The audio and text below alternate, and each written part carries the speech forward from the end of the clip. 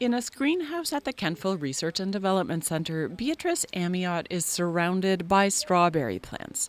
To most people, they probably look similar, but a closer look shows there's lots of variety, 160 varieties to be exact.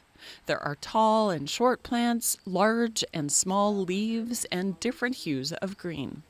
Amiot is part of a team across Canada searching for varieties that can cope with our changing climate.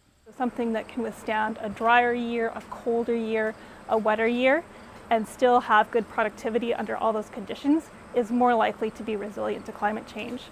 Amiot and researchers in other parts of Canada will plant some of these strawberries, raspberries, and blueberries and then share data on how they fare.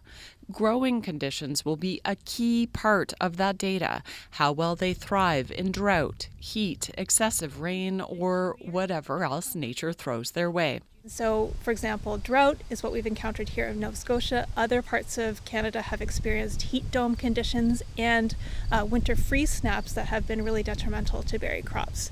So those extreme conditions are something that some species and some varieties within species are more tolerant to than others. Philip Keddy knows that unpredictability all too well. At his farm in Lakeville, he produces strawberry plants to sell to growers in the U.S. and Canada. I believe we've been, for the last 10 years, starting to see the effects of climate change.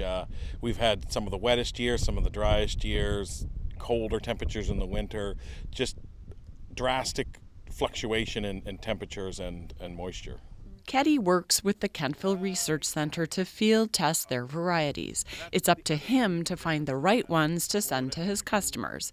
And what works for one customer in Florida may not work for another in Saskatchewan with its harsh winters. Back at the research station, the final product, the berries, are also put under a microscope to evaluate properties like color, gloss, and firmness. But the process of developing the perfect varieties and the perfect berries isn't fast.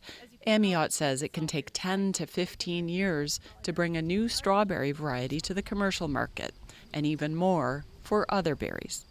Frances Willick, CBC News, Kentville.